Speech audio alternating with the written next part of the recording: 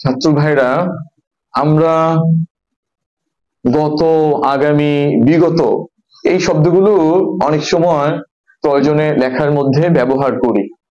হ্যাঁ, কখনো কখনো আমাদের সংশয় হয় এবং অনেকের খাতার মধ্যে আমি দেখি তারা এটাকে কখনো একসাথে লিখছে, কখনো আলাদা করে লিখছে। এই ক্ষেত্রে নিয়মটা কি?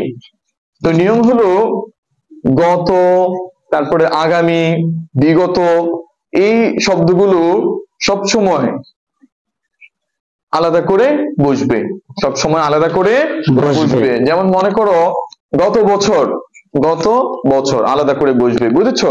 জি। গত কাল আলাদা করে, গত সপ্তাহ আলাদা করে, বুঝেছো সবাই? জি। ঠিক আগামী এই শব্দটাও পরের শব্দ থেকে পৃথক হয়ে বসবে, আলাদা হয়ে বসবে। যেমন মনে করো আগামীকাল আলাদা করে লিখতে হবে, বুঝেছো? জি। আগামী সপ্তাহ আলাদা করে লিখতে হবে, আগামী মাস, আগামী বছর, বুঝেছো? আগামী শতাব্দী ইত্যাদি। সবাই বুঝেছো?